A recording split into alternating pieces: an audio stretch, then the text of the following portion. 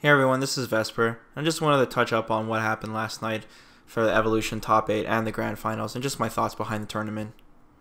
Now, for all the tournaments for the other fighting games besides Ultra Street Fighter 4, everything seemed stable, like all the pros that we expected to make it at the end for all the different fighting games were predictable and as expected. But for Ultra Street Fighter 4, it was completely ridiculous. It was just so many top players got knocked out in pools or didn't even make it to the top 16 or top 32, and it was just probably one of the most unpredictable evos so far. Now, two very popular favorites for the tournament, Infiltration and Daigo, got knocked out early, and everyone was just completely surprised. And let me start by talking about Infiltration. Now, Infiltration, one of my favorites and who I predicted to get second place, ended up getting 25th instead. His first match, he lost against Velociraptor, who used Goken, and I didn't see the match, so I can't really comment on that. And in the second match, he lost to Eita, a popular Akuma player that plays a lot in the East and in the Europe scene. And at the beginning, I remember Eita, there used to be a lot of talk about him, but then he kind of disappeared for a little bit. And like I said, he plays more in the East part, so I don't see too many of his matches. But the video is up, and I'll post a link in my description for it. And the match was really, really close. It came down to the last round. Both their health low, and Eita did a Hail Mary, went right up for a DP, canceled to red focus, and just ultraed and killed him.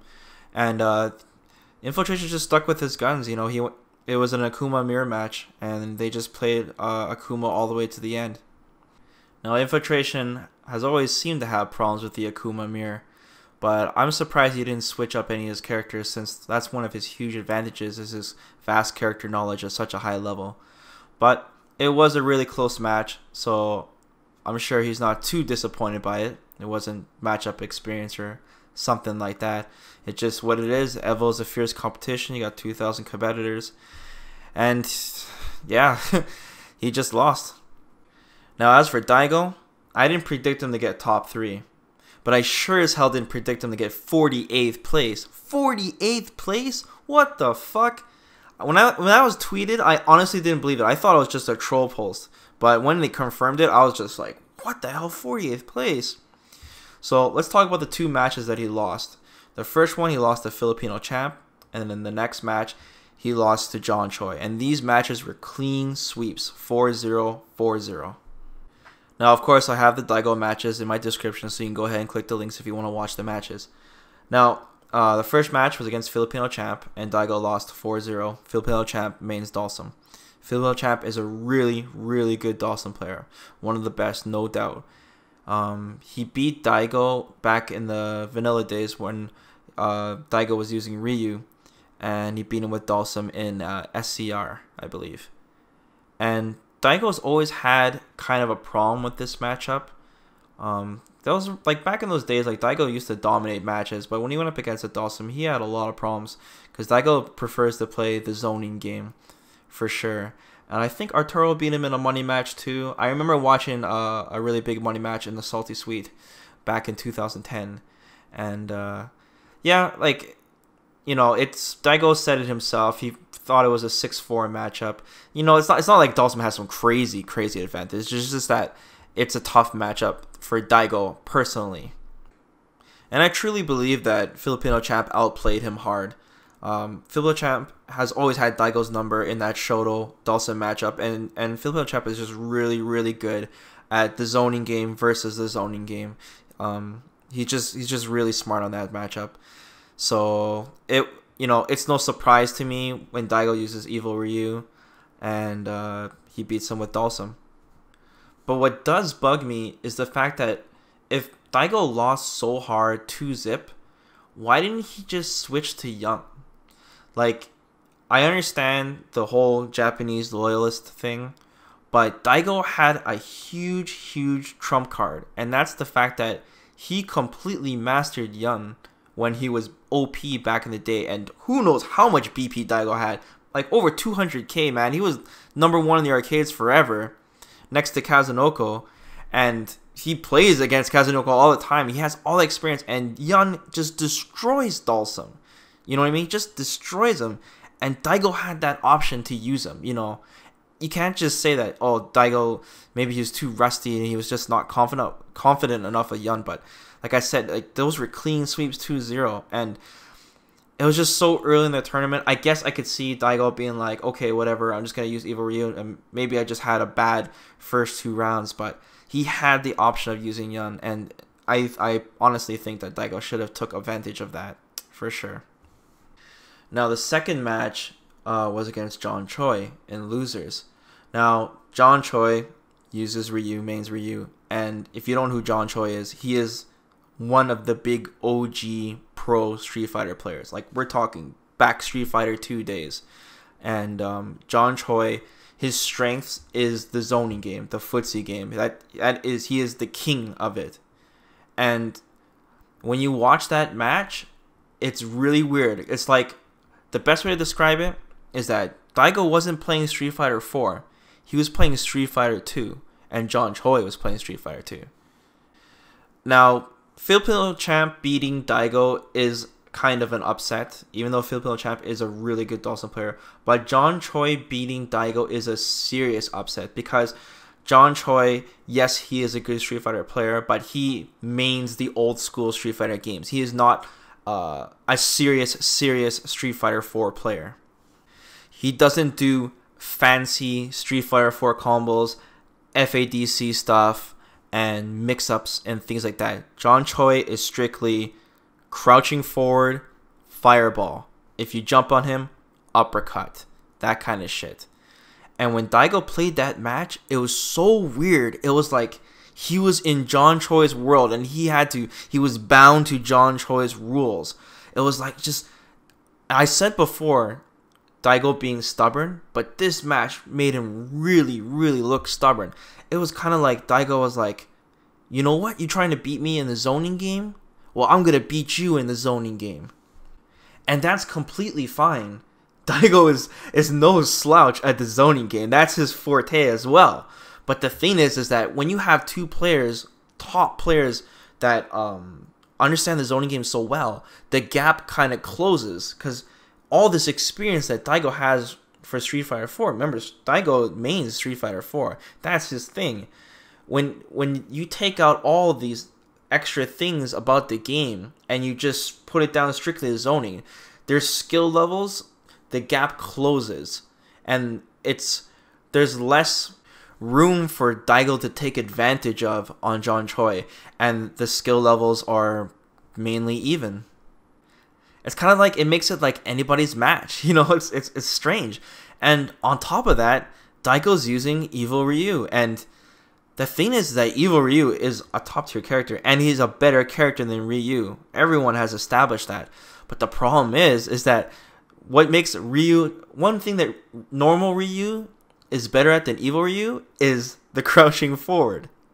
And like even Laugh said that the only reason to play vanilla Ryu right now is to use crouching forward and fireball. That's pretty much it. But the funny, and that's why everyone plays Evil Ryu, right? Because he has so much better tools and doesn't need just that. And you know, it's funny, if you bring it down just to crouching forward and fireball, then John Choi had the advantage, you know? It's like, what the fuck? I feel that Daigo should have just ignored the zoning game and just focused through the fireballs and got in and just started playing Street Fighter 4. And, you know, going for the mix-ups and the frame traps and all the things that Evil Ryu can do, instead of just strictly playing the zoning game. I strongly feel that Daigo was being stubborn that match, because I just feel that he underestimated John Choi, because, you know, John Choi isn't the top of the crop in Street Fighter 4, and Daigo thought he could just outplay him in the zoning game alone. Watch the match yourself and, you know, let me know your opinion. Now, John Choi played a very, very solid game during that set. He did drop some combos, but he did the damage, and he clutched it out and made some very good reads on Daigo. But the thing is that Daigo also dropped some very, very critical combos with Evil Ryu. And if you're not landing combos with Evil Ryu, then the character becomes pointless, because you need that damage. You can definitely tell on the last 2 rounds, Daigo was very, very nervous. You can totally see it. The way he dropped these very critical combos, and you can only imagine the amount of pressure Daigo had on that last match. The fact that, you know, Daigo announced that he was very confident this Evo. He trained his ass off, and to have the doors close on you like that, surrounded by that much people, and, you know, losing to a player that you're underestimating is just, oh man, I can't imagine the pressure that was going through his head. It was a good match though. It's disappointing Daigo didn't make it further. It would have been really nice to see him in the top 16 at least. It would have been some good matches. But, you know, it is what it is. Like I said, there are way more upsets than just Daigo losing. It's just that Daigo is just a huge favorite, and everyone recognized his very early loss. I strongly feel that Daigo should be entering more major tournaments. He's been missing a lot of major tournaments lately, and I just think he should be playing more on an international level and get more experience with different types of playstyles, not just Japanese playstyles. And once again, I do strongly feel that Daigo's best character is Ryu. That is Daigo's main playstyle, that footsie, zoning, methodical playstyle. And if Daigo wants to continue perfecting that style, I strongly feel that Ryu is definitely the character to go to for him. Now let's talk about the top 8 here for Ultra Street Fighter 4. The top 8 had a really good mixture of countries. We had Bonchan, Fudo, Momochi and Sakonoko from Japan, Gact from Singapore, Luffy from France, and Snake Eyes and Ricky from the US. Now let me start off with Ricky Ortiz. Ricky Ortiz means Rufus. Ricky played really well. He's always played really good, and his execution has always been great, but I really thought he was on fire. He looked so serious this turn when he was playing. You could just see the look on his face, and man, he was landing those one frame short fierce links just like a madman against Sako.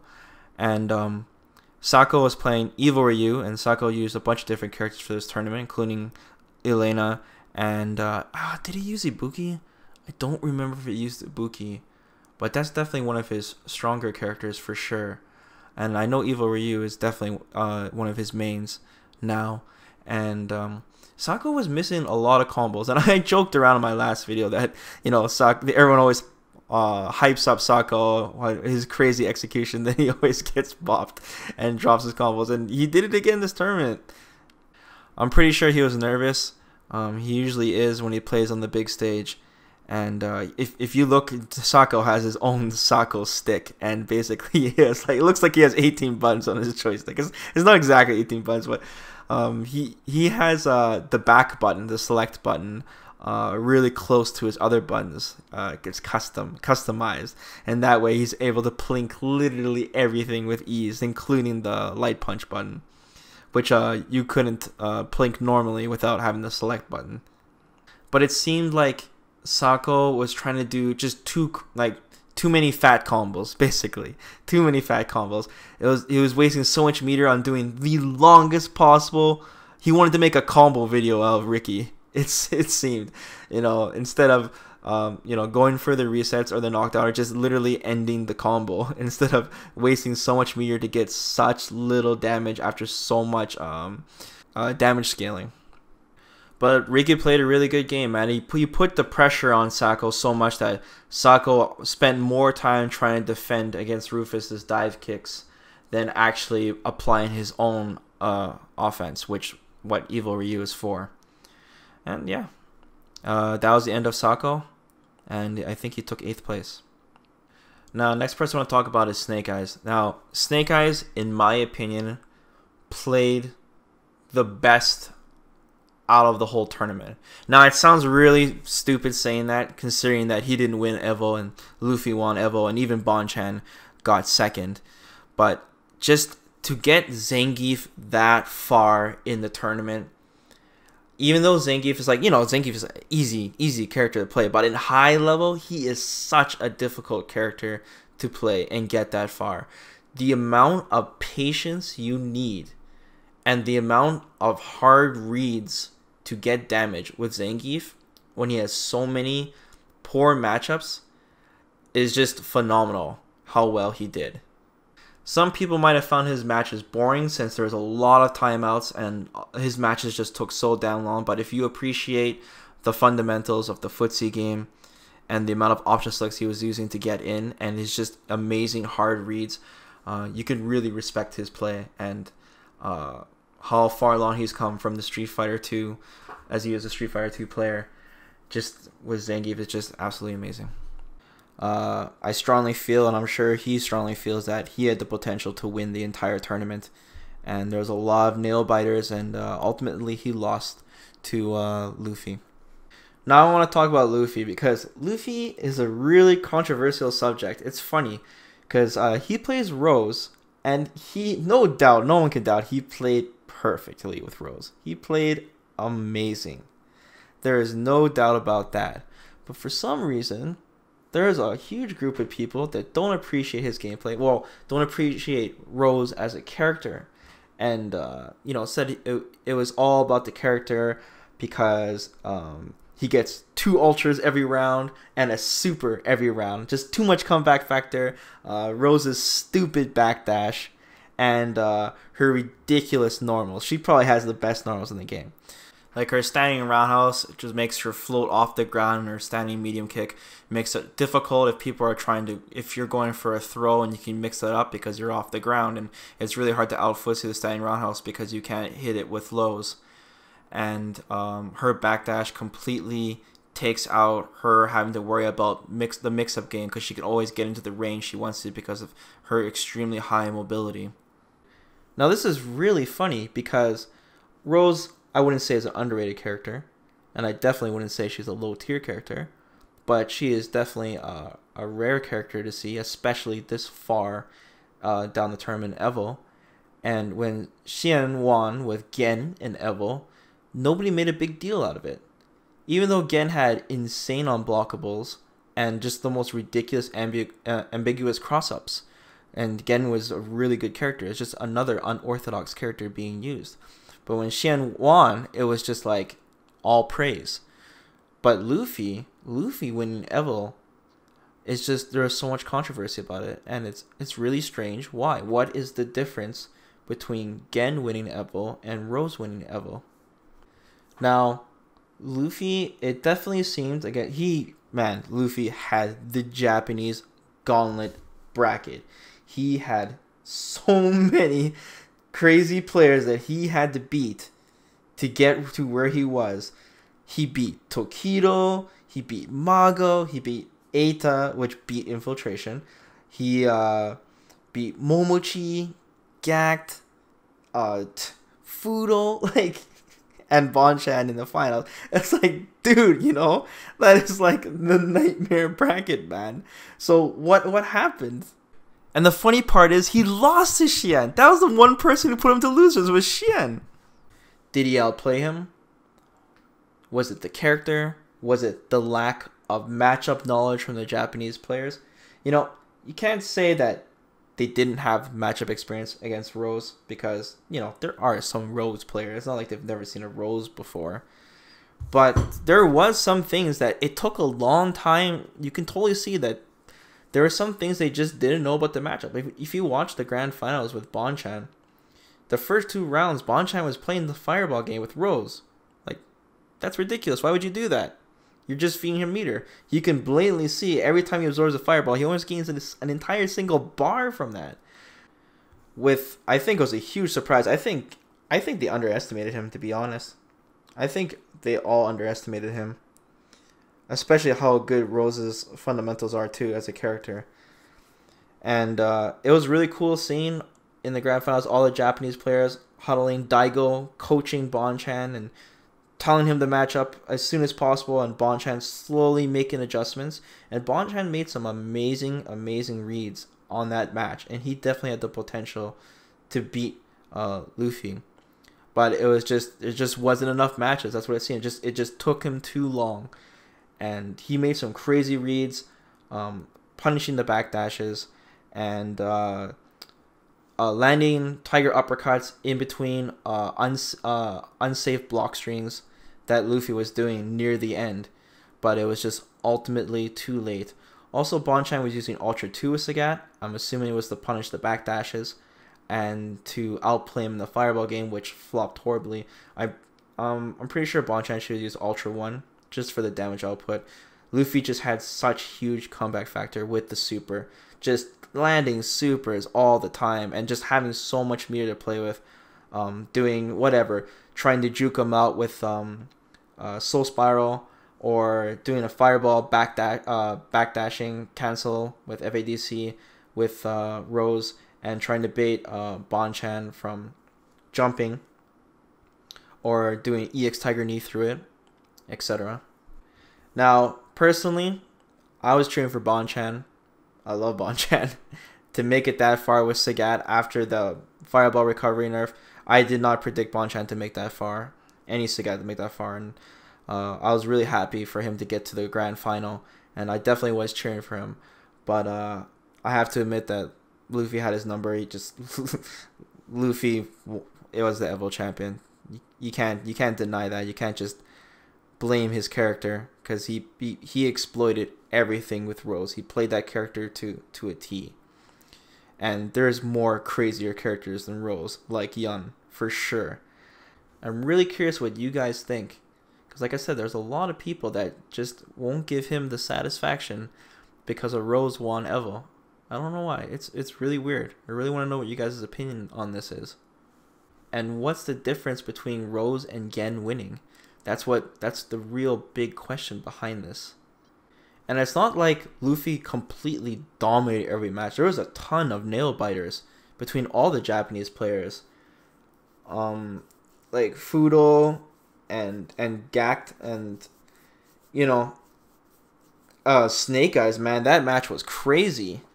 Really crazy. Snake Eyes could have beat him. It was really down to the wire. It could have changed the entire tournament. You know, if Snake Eyes had to face Bonchan in the finals, damn, that would have been hard to watch, man. Watching this guy get kicked in the face by standing roundhouse all day. It really could have went a lot of different directions, but Luffy pulled through. Overall, it was a great Evo. Definitely the most unpredictable Evo, in my opinion, which made it really exciting. The other tournaments were really great too. Even though it was like the same old top players, it was really amazing matches on the other turns as well. Marvel was awesome too. I would have definitely lost the sports select though. I was right about Fudo getting third place, right on the money, but yeah, I would have lost pretty hard. So yeah, that's just my quick thoughts for this morning after watching the tournament. Let me know what you guys think, what you guys enjoyed about the tournament and the highlights and whatnot. But that's it for now, and this video is super long, so I apologize, but if you listen to this whole video, I really appreciate it, and I do read all your guys' comments. So yeah, peace out for now, and see you guys next time.